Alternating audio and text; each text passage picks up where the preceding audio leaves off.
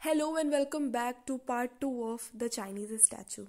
Part 1 के last में हमने देखा था कि सर अलेक्जेंडर ने अपने सारे फंड्स मंगवा लिए थे अपने प्लेस से और मैंडारिन से एक रिक्वेस्ट करी थी और मैंडारिन वो डिटेल्स लेके आ गया था, मतलब उससे कुछ क्वेश्चन पूछा था। अब मैंडरिन को क्या पता चला, एक्चुअली उससे सर अलेक्जेंडर ने पूछा था कि उस क्राफ्ट्समैन का सारा बायोडेटा निकालो, उसके फैमिली के बारे में जानो और उसके विशेस के बारे में कि वो क्या चाहता है। ठीक है, because he wanted to gift that person, कुछ भी वो गिफ्ट करना चाहते हैं जो उसकी सबसे ज़्यादा ज़रूरत हो। ठीक है, तो मैंडरिन को क्या पता चला, क्या डिस्कवर किया उसने कि जो लिटिल क्राफ्ट्समैन था, अब यहाँ पे लिटिल क्यों बोला जा रहा है, उसकी एज तो बहुत ज़्यादा है बट लिटिल मतलब कि उसकी जो हाइट है वो कम है। यंगली वो कहाँ से आया था, ओल्ड और ट्रस्टेड फैमिली से आया था। उसके जो एंसेस्टर्स थे पिछले 500 सालों से वो क्राफ्ट्समैन के ही जॉब कर रहे थे और बहुत ही ट्रस्टेड फैमिली के थे, यानी कि ऐसे ही कोई भी छोटे मोटे क्राफ्ट्समैन नहीं थे। ठीक है, एक काफ़ी अच्छा इसका हिस्ट्री, इनकी हिस्ट्री रही। ठीक है, सर अलेक्जेंडर ऑल्सो लर्नड, क्या इन्होंने देखा कि जो यंगली के एंसेस्टर्स हैं, ठीक है, जो भी रहे होंगे, यहाँ पे यंग शाऊ एक नाम लिया जा रहा है इनके एंसेस्टर का। ठीक है, वो भी क्राफ्ट्समैन थे। तो ये सारे लोग जो थे ना, वो मानचू प्रिंसेस, यानी कि जो एक मानचू डायनेस्टी थी चाइना की, वहाँ के प्रिंसेस जो होते थे, उनके जो पैलेसेस थे वहाँ पे इनके वर्क पीस, मतलब वहाँ पे इन्होंने काम किया है, विच मीन्स कि काफ़ी रिनाउड क्राफ्ट्समैन रहे थे। ठीक है, अब यंगली क्या है कि वो खुद मतलब अभी बूढ़ा होता जा रहा था और उसकी विश थी कि वो हिल्स में, मतलब ऊपर जाके, ऊपर मतलब कि वो अभी नीचे है और वो जो एक हिल है उसके ऊपर जाके एक जगह है जहाँ पे उसके एंसेस्टर्स रहते थे और वो खुद शायद पैदा हुआ होगा, तो वो वहीं मरना चाहता है। ये लोगों का एक होता है ना कि हमारा एक होता है कि हम यहाँ पे जाके मरे जहाँ हम पैदा हुए थे, हम कभी कहीं पर भी वर्क कर रहे हो बट हमारा होता है। उनका जो सन था ना, वो बिल्कुल रेडी था फैमिली ट्रेडिशन को आगे बढ़ाने के लिए, मतलब उसके पास सारी स्किल्स आ गई थी क्राफ्ट्समैन की। ठीक है, the minister thank the Mandarin for his diligence. Diligence यानी कि किसी ने केयरफुली कुछ हार्डवर्क किया हो तो उसके लिए उन्हें थैंकफुल थे वो मिनिस्टर। ठीक है, तो मैंडरिन को थैंक यू किया और एक और रिक्वेस्ट, आखिरी रिक्वेस्ट थी उसके लिए, और मैंडरिन शांति से सुनता है। उसके बाद वो पैलेस जाता है कुछ एडवाइस लेने के लिए। अब ये पैलेस क्या मतलब क्यों जाता है वो हम आगे देखेंगे। फ्यू डेज लेटर जो एम्प्रेस थी यहाँ की, मतलब वो जूशी, ठीक है, उन्होंने अलेक्जेंडर को एक रिक्वेस्ट ग्रांट करी, यानी कि परमिशन रिटर्न दे दी किसी चीज़ की। अब हमें नहीं पता वो क्या सोच रहा है, क्या गिफ्ट करने का जो उसको परमिशन लेनी पड़ रही है। ऑलमोस्ट 1 साल होने को आया है और आपको याद होगा with in a calendar year वो चाहता था कि अकॉर्डिंग टू चाइनीज कस्टम वो ग्रैटिट्यूड अपना जाहिर कर दे, नहीं तो फिर मतलब वो अकॉर्डिंग टू उसके चल रहा था, उसके मन भी था कि वो कुछ तो गिफ्ट दे उस क्राफ्ट्समैन को। ठीक है, तो फिर से जो है सर अलेक्जेंडर मैंडरिन के साथ पीकिंग से उस विलेज चले गए। वो विलेज कहाँ पे था, हाली चुआन में, राइट। और जब वो वहाँ पहुंची तो तुरंत अपने हॉर्स से उतरे और अब की बात उन्हें याद था पूरे ढंग से कि ये वर्कशॉप कहाँ है। ठीक है, ऐसा नहीं है कि वो एक नई जगह पे जा रहे हो। अब वहाँ पे उन्होंने देखा ओल्ड मैन अपने बेंच पे बैठा हुआ है। जैसे ही वो अंदर गए तो मतलब उन्होंने मतलब एज यूजुअल वो झुक के उन्हें मतलब ग्रीट किया, लेकिन वो एकदम से उन्हें याद नहीं आया कि ये इंसान लंबा चौड़ा है कौन। मतलब वो एकदम जब बहुत पास चला गया वो ओल्ड मैन, तब उसे याद आया। ठीक है, और जो उसका अनकार्व्ड आइवरी उसके हाथ में थी, जिसे कार्विंग करने के बाद वो स्टैचू बना था, वो उसके हाथों की उंगलियों के बीच जो दबी हुई थी वो बहुत ही सुंदर लग रही थी सर अलेक्जेंडर को। अब सर अलेक्जेंडर उससे कहते हैं कि मैं यहाँ पे वापस आया हूँ क्योंकि with in a calendar year मैं आपको रीपे करना चाहता हूँ, आपसे जो मैंने एक तरह से मेरा कर्ज है वो मैं वापस करना चाहता हूँ।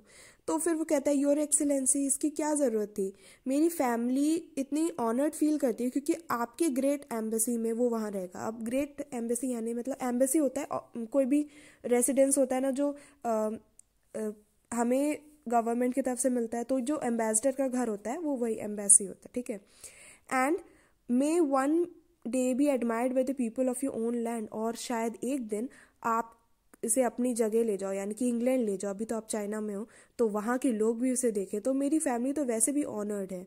अब मिनिस्टर कुछ कह नहीं पाया, उनके पास कोई शब्द नहीं थे, बट सिंपली उन्होंने उस ओल्ड मैन को रिक्वेस्ट किया कि आप मेरे साथ एक छोटी सी जर्नी पर साथ चलिए। क्राफ्ट्समैन को भी कोई दिक्कत नहीं हुई, उसने तुरंत एग्री कर लिया, और जो 3 लोग थे यानी कि मैंडरिन, सर अलेक्जेंडर और वो जो ओल्ड क्राफ्ट्समैन था, वो दोनों डंकी पर चढ़कर टुवर्ड्स नॉर्थ हिल पे चढ़ने लगे। दे travel for over 2 hours up a thin winding path into the hills behind the craftsman workshop. अब वाइंडिंग पाथ यानी कि टेढ़े मेढ़े जो रास्ते होते हैं फॉरेस्ट के बीच में, वैसा। अब उन डंकीज पे जब वो चलते चलते एक विलेज पे पहुंच गए, जिसका नाम यहाँ लिखा है मार्टियन, ठीक है। वहां जाने के बाद एक और मैंडरिन उनका इंतजार कर रहा था, और वहां पे उसने रिक्वेस्ट करी उन्हें कि अब आपको आगे पैदल चल के जाना पड़ेगा। अब वो कंटिन्यूसली चलते गए और फिर एकदम मतलब बहुत ऊंचाई पे पहुंचने के बाद, जहां से उन्हें जो पूरा एरिया था हाली चुआन का, वो एकदम ऊपर से दिख रहा था, जो कि डाउन हिल में एरिया में थे, ठीक है। वहां वो जाने के बाद खड़े हो गए, और वहां पे हमें क्या देखने को मिलता है, एक छोटा सा वाइट हाउस जो कि बहुत ही सुंदर था। वहां पर 2 स्टोन के लैंड डॉग्स थे। अब आप समझ सकते हो तो क्यों वो किया, क्योंकि किसी का भी घर होता है ना, तो वो उसके इंटरेस्ट के अकॉर्डिंग बनाना होता है। तो उन्होंने वहां पे एक आर्ट पीस बनवाया, एक्चुअली 2 बनवाए, 2 स्टोन के लायन डॉग्स, ठीक है, जैसे ज्यादातर बड़े बड़े बंगलॉज के सामने होते हैं, ठीक है। उनकी जो टोंग थी उनके लिप से ऐसे हैंग कर रही थी, और वो एंट्रेंस पे ही रखे थे। अब जो ओल्ड क्राफ्ट्समैन था, जिसे अभी तक ये नहीं समझ में आया था, जब से वो जर्नी उसने स्टार्ट करी थी, वो एकदम सरप्राइज में था कि एक्चुअली हो क्या रहा है। वो उसे अभी तक नहीं समझ में आया था कि यहाँ पे होने क्या जा रहा है, ठीक है। लेकिन अब क्या हुआ, मिनिस्टर उसकी तरफ मुड़ता है, उसके सामने कहता है, small inadequate gift and my feeble attempt to repay you in kind. Feeble यानी कि वीक, ये मेरी छोटी सी कोशिश है आपके प्रति ग्रैटिट्यूड दिखाने के लिए, ठीक है। तो अब क्राफ्ट्समैन एकदम जो है मैंडरिन के पैरों पे पड़ जाता है, रोने लगता है, फॉरगिवनेस मांगने लगता है, क्योंकि उसे पता था कि एक आर्टिस्ट कभी भी फॉरेनर से गिफ्ट एक्सेप्ट नहीं कर सकता, राइट। तो मतलब वो ऐसे रोने लगता है कि उससे बहुत बड़ी गलती होगी, वो नहीं ये घर एक्सेप्ट कर सकता। तो मैंडरिन उसको खड़ा करते हैं और कहते हैं, ब्लू फिगर क्यों बोला गया, आप शायद अभी भी उसने वो ब्लू कलर का क्लॉथ पहना होगा ट्रेडिशनल, ठीक है। तो वो कहते हैं, उसने कहा कि एम्प्रेस ने खुद सैंक्शन करी है मिनिस्टर की रिक्वेस्ट, यानी कि ऑफिशियली परमिशन दी है, तो तुम्हें बिल्कुल भी घबराने की जरूरत नहीं है। A smile of joy came over the face of the craftsman and he slowly walked up to the doorway of the beautiful little house, unable to resist running his hands over the carved lion dogs, because उसको छूने का बहुत मन कर रहा था उसे, तो एकदम उसने छू ही लिया, क्योंकि वो एक आर्ट पीस है और एक आर्टिस्ट को ऐसी चीज़ों को देखने का मन तो करेगा ही। नॉर्मल कोई इंसान होता तो शायद उसमें उसे कोई ब्यूटी नहीं दिखती और उसे कोई फर्क नहीं पड़ता उनसे। फिर वो जो 3 ट्रैवलर्स थे, उन्होंने 1 घंटे तक उस घर की डिटेल्स और ब्यूटी की तारीफ कर रही।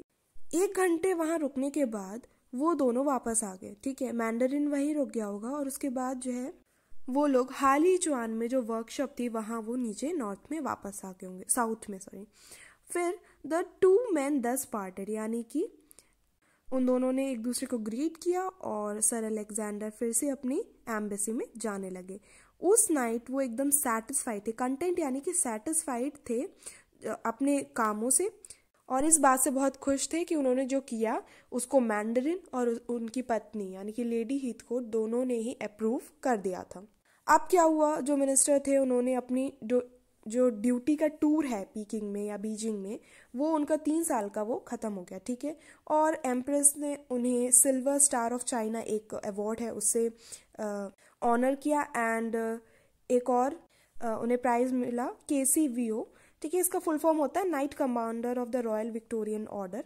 नाइट यानी कि ऐसे ऑनरेबल जैसे लोगों को कहा जाता है जो या फिर एक जगह के स्पेसिफिकली क्वीन या फिर किंग ही ये ऑनर दे सकते हैं किसी को, ठीक है। तो ये नाम उन्हें मिला। तो इस तरीके से जो इनका यहाँ का टूर था, उसकी वजह से उनकी ऑलरेडी जो एक लंबी लिस्ट ऑफ या फिर एक लंबी बहुत से मतलब नंबर ऑफ प्राइजेस उनके पास थे, उसमें 2 अवार्ड और जुड़ गए, ठीक है। और कुछ दिन बाद क्या हुआ, वो वहाँ से रिटायर हो गए। कुछ दिन और उन्होंने वहाँ काम किया, फिर वो रिटायर हो गए, नेटिव प्लेस में अपने आ गए जहाँ से वो आए थे या जहाँ वो पैदा हुए थे, यॉर्कशायर में। अब यहाँ एक लाइन लिखी है जिसका मतलब थोड़ा सा अजीब सा है। The only English country whose inhabitants still hope to be born and die in the same place, not unlike the Chinese. यानी कि ये इकलौती इंग्लिश कंट्री ऐसी है जिसके लोग अभी भी ये चाहते हैं कि वो जहाँ पैदा हुए थे वहीं मरे, नॉट अनलाइक द चाइनीज, मतलब कि जस्ट लाइक चाइनीज पीपल, जो कि ये चाहते हैं जैसे कि वो इंसान था, वो चाहता था कि वो वहीं मरे जहाँ उसके एंसेस्टर्स मरते थे, विच मीन्स क्या, कि वो वहाँ पैदा हुआ था।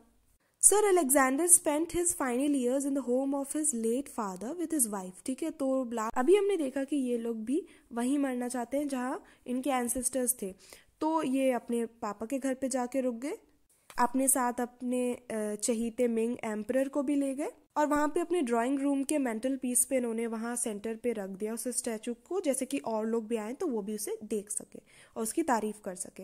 अब ये मेंटल पीस क्या जगह होती है, ये एक शेल्फ होती है, ठीक है।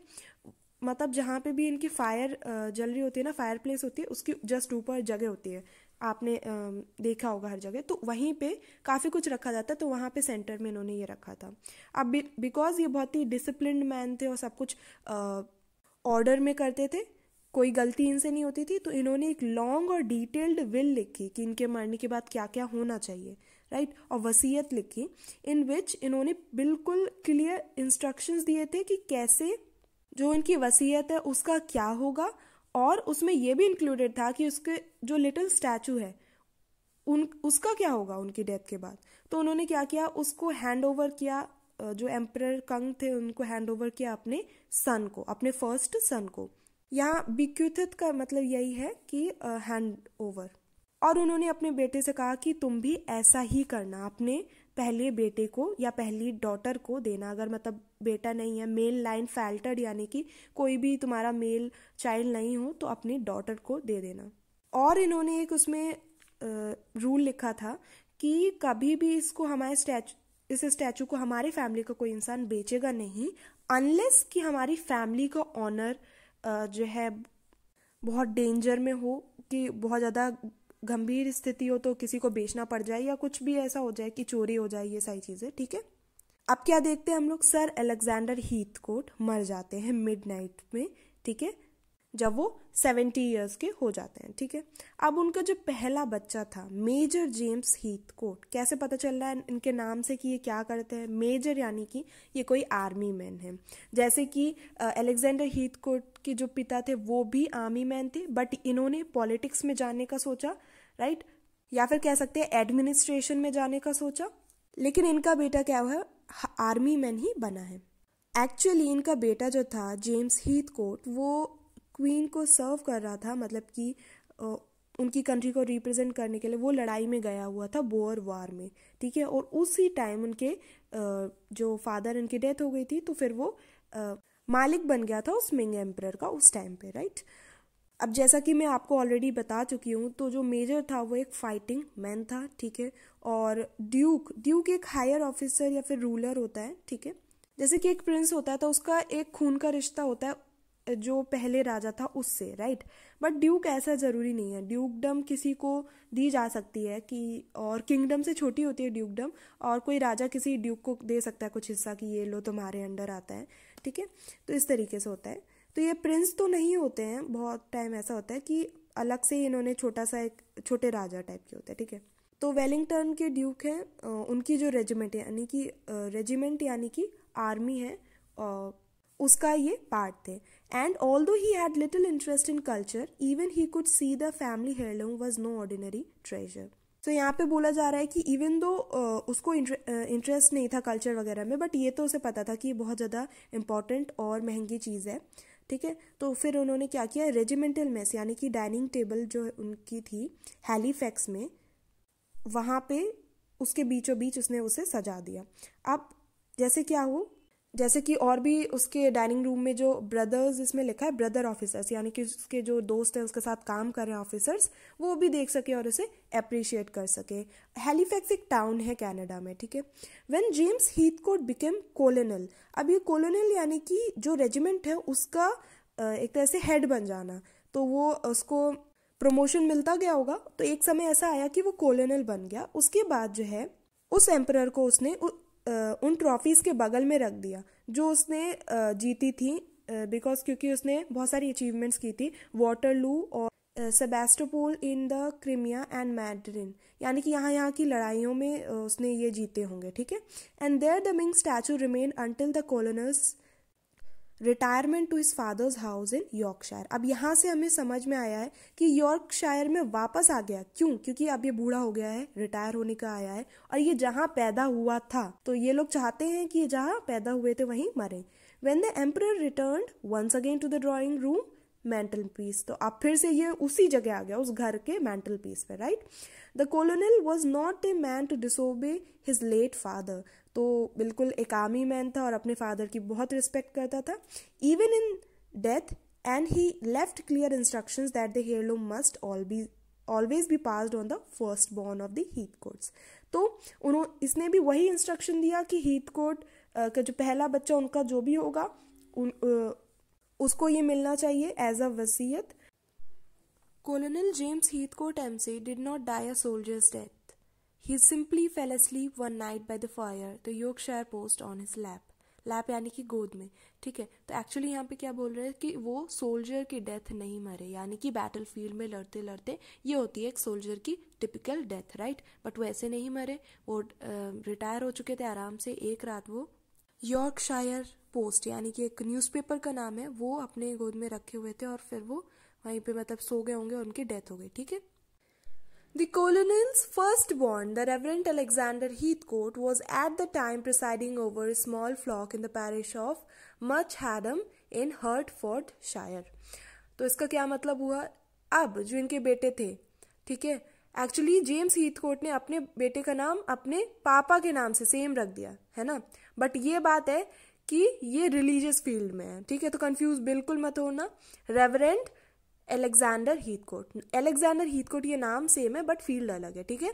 और ये उस टाइम पे जब इनके पापा की डेथ हुई, उस टाइम पे ये पैरिश यानी कि सबसे छोटा ऐसे यूनिट, उस टाइम पे गांव हुआ करते थे जहाँ पे कोई चर्च हो, ठीक है। तो वहाँ पे छोटे कस्बे में छोटे लोगों के ग्रुप को एक तरह से उनके हेड थे, ऑफिशियली वैसे मतलब ऑफिसर थे, यानी कि वो उस छोटी सी जगह के हेड थे। रिलीजियस मतलब जो है, पहले क्या होता था चर्च वगैरह ही सब कुछ करते थे, वही जजमेंट हो रहे हैं, वही एडमिनिस्ट्रेशन कर रहे हैं, तो ठीक है। और मच हैडम एक मतलब गांव है और हर्टफोर्डशायर एक कंट्री है, ठीक है।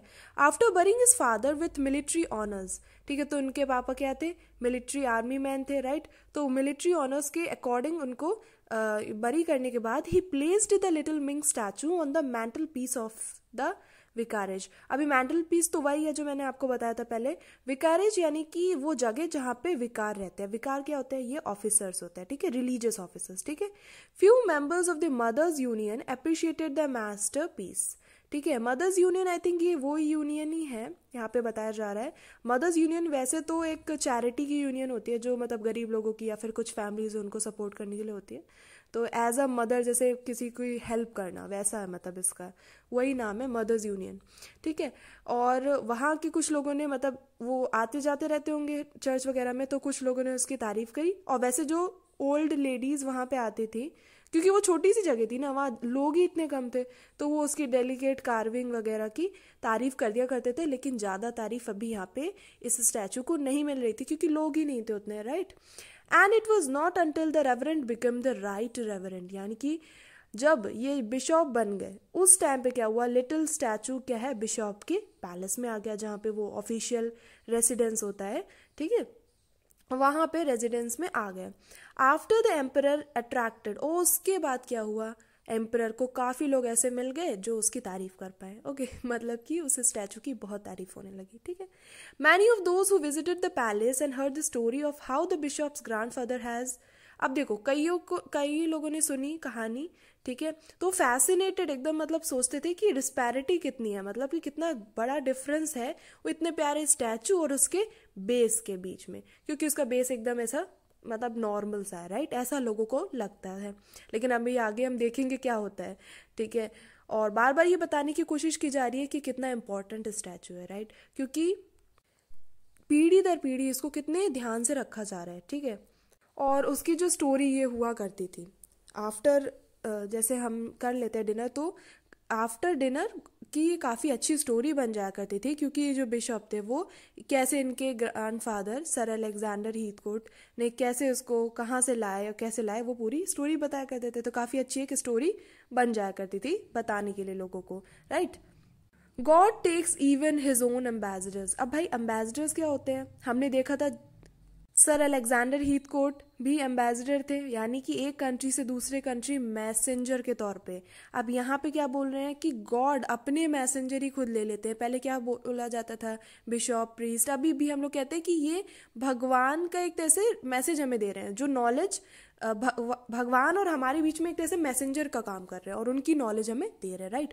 तो वो यहाँ पे इसमें लिखा है नरेटर ने कि गॉड तो अपने एम्बेसडर को भी बुला लेता है अपने पास, है ना। ऐसा नहीं है कि वो स्पेशल लोग हैं, ठीक है, कि रिलीजियस फील्ड में है तो वो मरेंगे नहीं, तो वो मतलब इसका मतलब क्या है, वो मर गए, ठीक है। But he did not do so before allowing bishop Heathcote to complete a will, ठीक है। तो लेकिन भगवान ने ऐसा नहीं किया कि उनको इसी से पहले मतलब उनकी डेथ हो जाए कि वो अपनी विल भी ना लिख पाए। तो मतलब विल उन्होंने लिख ली, उसी के बाद ही उनकी डेथ हुई, ठीक है। With his grandfather's exact instructions carefully repeated, the bishop's son captain James Heathcote. अभी हम लोग देखा था हमने बिशॉप के जो फादर थे वो उनके फादर भी क्या थे, मेजर जेम्स हीथकोट थे। अब मेजर या कैप्टन ये सब तो एक रैंक की बात हो गई, लेकिन नाम तो यहाँ जेम्स हीथकोट ही है, राइट। और इसको आप कह सकते हो जेम्स हीथकोट सेकंड है ये, ठीक है। और ये भी एक्चुअली किस फील्ड में है, इनकी तो फील्ड भी सेम है, ठीक है। और फिर वो क्या हुआ, अपने दादाजी के जो रेजिमेंट है, जो ग्रुप ऑफ जो है आर्मी, वहीं पे जाके वो उसी जगह एक्चुअली वो काम करने लगे, सेम जगह। तो फिर क्या हुआ, मेस टेबल जो है, डाइनिंग टेबल, वहाँ पे हैलीफैक्स में दोबारा वो मिंग स्टैचू आ गया। फिर से रेजिमेंट क्या हुआ, लड़ाई के लिए गया जर्मनी से, और उसमें क्या हुआ, यंग कैप्टन जेम्स हीथकोट बीच पे मारे गए, ठीक है। अब ये जो डनकिर्क है, ये एक सिटी है फ्रांस की, ठीक है, वहां पे वो ही डाइड इंटेस्टेट, यानी कि before he could make a will he died, ठीक है। देयर आफ्टर इंग्लिश लॉ के अकॉर्डिंग, और जब कॉमन सेंस एक तरह से प्रिवेल हुआ, मतलब कॉमन सेंस के अकॉर्डिंग लोगों ने समझा कि ऑफ कोर्स इन्होंने विल जरूर नहीं लिखी है, लेकिन इनका जो मिंग स्टैचू है वो कहीं भी बिकना नहीं चाहिए, कुछ भी नहीं होना चाहिए। उनके 2 साल के छोटे बच्चे को पास ऑन कर दिया गया, ठीक है। Alex Heathcote was alas not of the metal of his doughty ancestors, यानी कि अब कह रहे हैं कि अलास दुख की बात है कि जो एलेक्स हीथकोट इनके बेटे हैं, अभी अलेक्जेंडर हीथकोट नहीं है, एलेक्स हीथकोट, ये जो इनके बेटे हैं, ये जो है इसके पास इतना हिम्मत नहीं था, इसके पास इतनी हिम्मत नहीं थी कि ये क्या है अपने हिम्मती एंसेस्टर्स की तरह बन पाए, इतना उसके अंदर उसकी कह सकते हैं उसके अंदर संस्कार नहीं थे, ऊपर से अपने फादर के साथ रहा ही कितने टाइम, 2 साल की उम्र में उसके पापा तो चले गए, है ना। तो वो जो एक ब्रेवरी है उसके अंदर ज्यादा नहीं आई, ठीक है। And he grew up feeling no desire to serve anyone other than himself, और उसके अंदर ऐसी कोई फीलिंग नहीं थी कि मैं रिलीजियस फील्ड में जाऊं, अपनी देश के लिए कुछ काम करूं, वो अपने लिए ही जीता था, ठीक है। ना ही वो किसी फील्ड में नहीं गया, ना डिप्लोमेटिक करियर चूज किया उसने, ना कुछ, ठीक है। और जब उसके पापा मर गए थे, ठीक है, उस टाइम अलेक्जेंडर की मदर ने उसको मतलब जो दे सकती थी, अलेक्जेंडर नहीं मतलब एक्चुअली उसका पूरा नाम तो अलेक्जेंडर ही हुआ एक तरह से, बट उसको एलेक्स बोलते हैं यहाँ पे, ठीक है। तो इसको इधर कह दिया गया कि अलेक्जेंडर्स मदर, बट वो एलेक्स की बात हो रही है, ठीक है। तो एलेक्स जो है उनकी मदर ने उसको जितना दे सकती थी, जितनी सुविधाएं दे सकती थी, सब कुछ दी। इसकी वजह से क्या हुआ, वो एक बिगड़ैल बच्चा बन गया, right.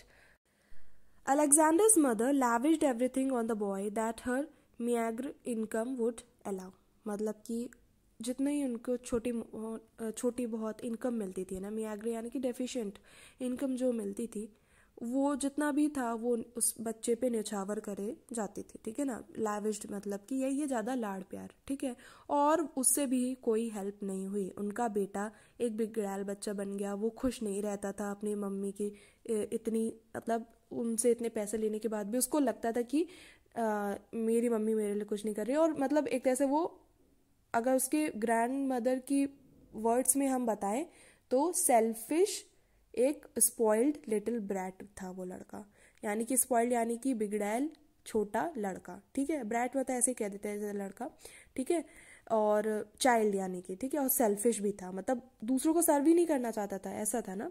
When Alex left school only a short time before he would have been expelled, और जब वो स्कूल उसने छोड़ा अपना 12th के पहले, या जब भी उसने अपना स्कूल छोड़ा, और इसमें लिखा जा रहा है अगर वो नहीं भी छोड़ता ना तो वो थोड़े समय बाद उसको वैसे भी निकालने वाले थे, ठीक है, क्योंकि वो इतना बदतमीज था। और निकलने के बाद उसने मतलब जॉब लेने की काफ़ी कोशिश करी, पर मतलब वो किसी जॉब में फिट ही नहीं होता था, ढंग से करते ही नहीं था, डिसिप्लिन भी नहीं था उसके अंदर।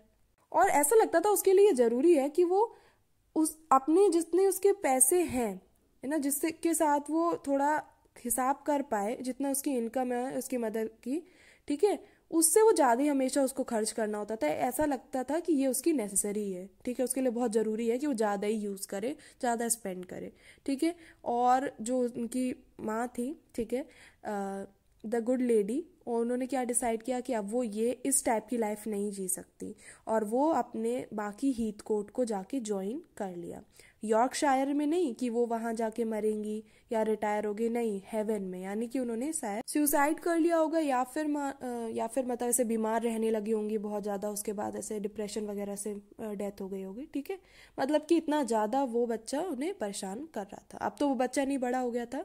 इन द स्विंगिंग सिक्सटीज़ यानी कि 1960s की बात हो रही है, जब जो है ब्रिटेन में काफ़ी सारे कजीनोज ओपन हो गए थे, ठीक है। तो कजीनो या कसीनोज जो है वो कौन सी जगह होती है जहाँ गैम्बलिंग होती है, यानी कि जुआ वगैरह खेला जाता है, ठीक है।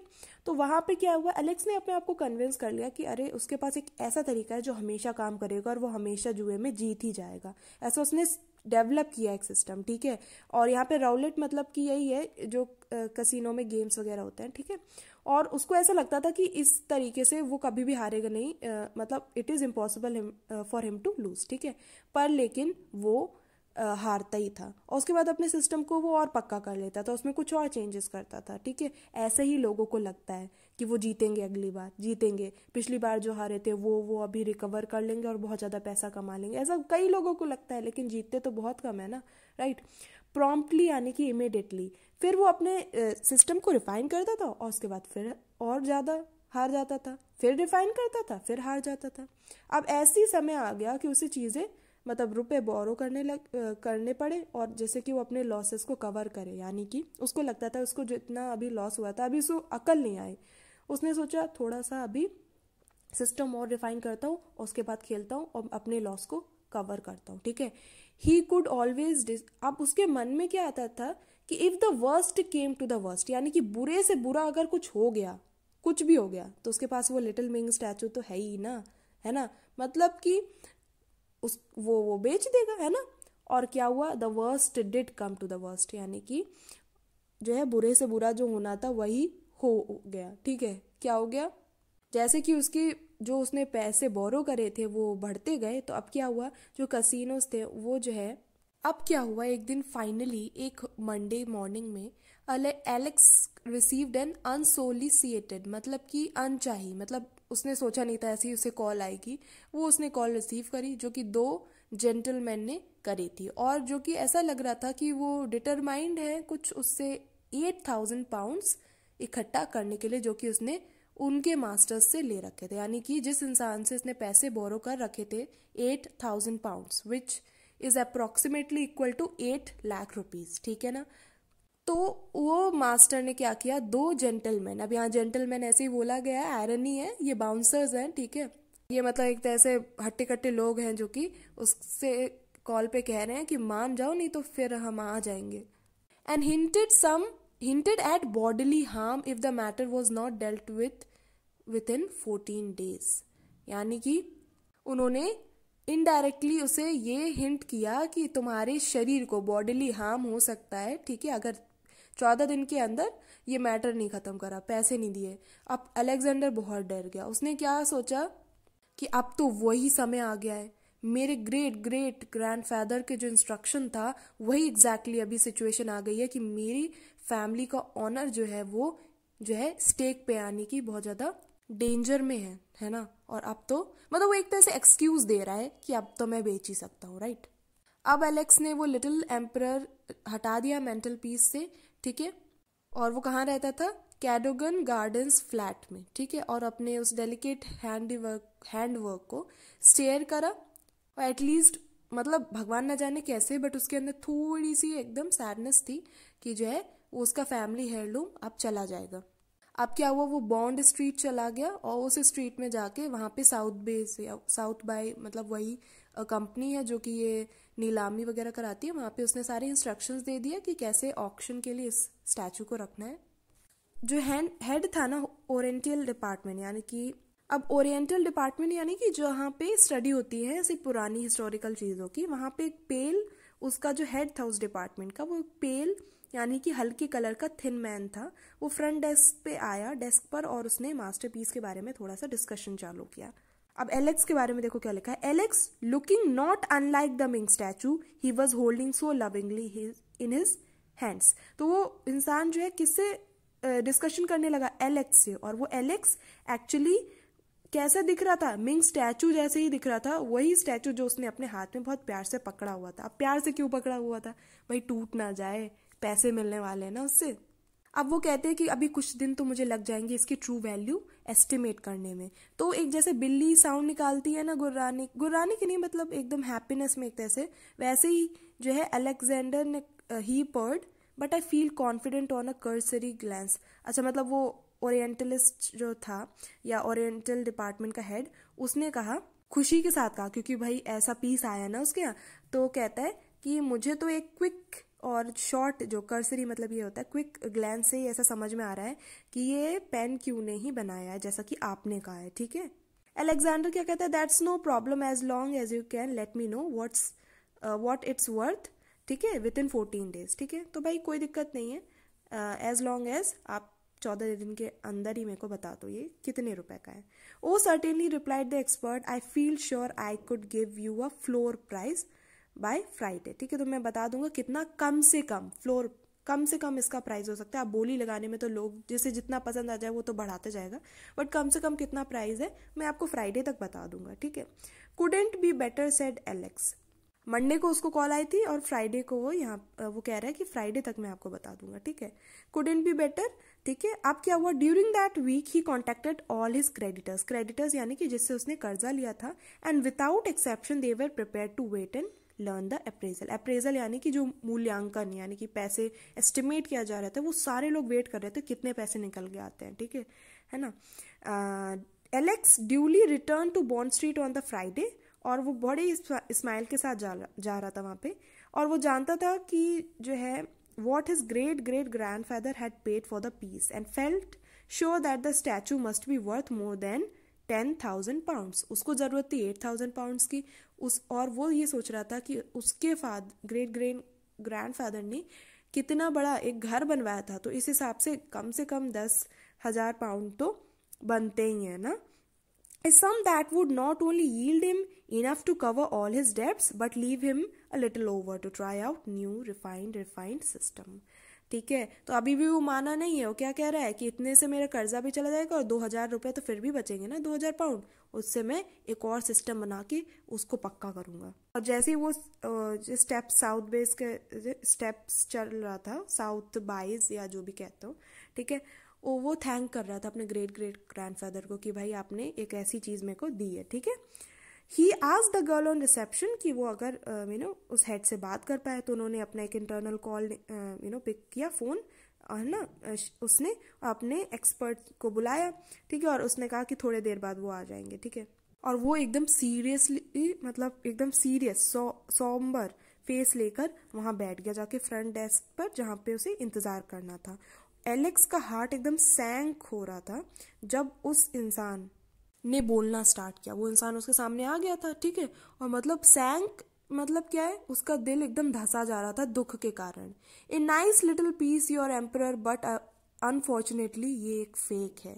शायद 200 साल या 250 ईयर्स पहले की कॉपी है ये ओरिजिनल की, ठीक है। मुझे डर है कॉपीज उस समय इसलिए बनाई जाती थी शायद, और वो बोल नहीं पाते पूरी बात, और इस तभी जो है एंग्जियस यानी कि होता है कि टेंशन में जो था एलेक्स, उसने तुरंत उनको इंटरप्ट किया और ये पूछा, भाई पैसे कितने मिलेंगे इसके। वो कहता है 700 पाउंड्स या 800 पाउंड्स ज़्यादा से ज़्यादा। अब भाई उसको चाहिए थे 8000, यहाँ 800 मिल रहे हैं, तो वो कहता है enough to buy a gun and some bullets. मतलब वो सोच रहा है कि अब तो आत्महत्या ही बची है, तो भाई इतने रुपए में तो एक बुलेट आ जाएगी, कुछ बुलेट्स आ जाएंगे और गन आ जाएंगी, ठीक है। और उसने आयरोनिकली यानी कि सैडोनिकली अब पीछे मुड़ा और यही कहते कहते चलने लगा। आई वंडर सर, एक्सपर्ट कहने लगा। तो वो कहता है yes yes sell the bloody thing, ठीक है। मतलब वो पीछे देखा भी नहीं, उसने कहा चलो बेच दो, जो पैसे मिले दे दो, ठीक है। And what do you want me to do with the base. लेकिन वो इंसान कहते हैं भाई ये तो बता दो बेस के साथ क्या करना है, स्टैचू का तो बता ही दिया। तो base, repeated Alex turning around two face the orientalist, ठीक है। Yes the base, it's quite magnificent. वो कहता है ये 15th सेंचुरी का बना हुआ है, मेरे ख्याल से undoubtedly a work of genius. I can't imagine how. वो क्या इमेजिन नहीं कर पा रहे थे, आगे बोला नहीं उन्होंने, बट हाँ यही कहना चाह रहे होंगे कि भाई ये इस बेस के साथ, ये असली जो है बहुत पुराना बेस, मतलब इसके साथ ये स्टैचू कैसे आ गया, ठीक है। लॉट नंबर 103, यानी कि अब हम उसी लाइन पे आ गए जो हमने स्टार्टिंग में बोली थी, है ना। जो हमारा पहला पेज था उसमें 3rd पैराग्राफ थी ये लाइन। लॉट नंबर 103 या 103 डिक्लेयर द ऑक्शनियर। उसी टाइम पे हमें क्या स्टार्ट किया था नरेटर ने कहानी सुनाना, कि ये उन्होंने रिसर्च करी है और वो पेपर से भी पढ़ रहे थे, बट उन्हें मतलब वो हमें कहानी बताने लगे, इसके बारे में वो पता करके आए थे, ठीक है। अब वो क्या कह रहे हैं, ऑक्शनियर क्या कह रहा है, what am I bid for this magnificent example of. मतलब कि मैं आपसे क्या पूछ सकता हूँ, बिड यानी कि क्या पूछूं मैं आपसे, मतलब कि कितने रुपए में लगाऊं इस मैग्निफिसेंट एग्जाम्पल ऑफ, और आगे मतलब जो भी बोलते हो, ठीक है। The expert turned out to be right in his assessment. Analysis एकदम बढ़िया किया था उस एक्सपर्ट ने। At the auction at Sotheby's that Thursday morning I obtained the little emperor for 720 guineas. Guineas मतलब पाउंड्स, ठीक है। तो मतलब उसने क्या कहा था, 700 या ज्यादा से ज्यादा 800, राइट। तो उसने 720 में उसे मिला, नरेटर ने ये ले लिया, ठीक है। एंड द बेस, और बेस किसने लिया, that was acquired by an American gentleman. वो किसने ले लिया, अमेरिकन कोई जेंटलमैन होगा, ऑफ अननोन पेरेंटेज, यानी कि जिसके माता पिता का हमें नहीं कुछ पता कि कौन से ओरिजिन है।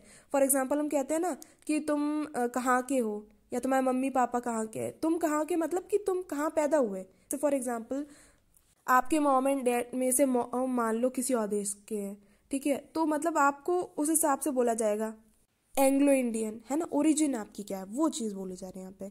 For 22,000 Guinness, 22,000 pound. चाहिए कितने थे एलेक्स को, 8,000। सोचा कितना था उसने मिलेगा, 10,000। मिले कितने, 22,000, और ये 720 तो और ज्वाइन करो तो कर लो, इतने उसे पाउंड्स रुपए मिल गए, ठीक है। सोचो अब क्या होगा, मतलब एक तरह से देखा जाए तो मेरे हिसाब से या तो मैंडरिन और क्राफ्ट्समैन ने मिलकर सर अलेक्जेंडर हीथकोट को उल्लू बनाया।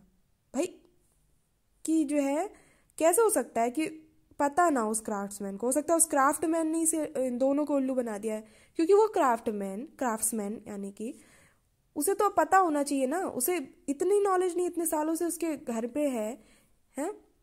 वो एक क्राफ्ट्समैन हो के ये नहीं जानता कि कैसे पता करने कोई चीज असली है नकली। हो सकता है भाई उसने उल्लू बनाया, ज्यादातर चांस तो यही है कि क्राफ्ट्समैन तो था ही कुछ उसमें गड़बड़ थी, ठीक है।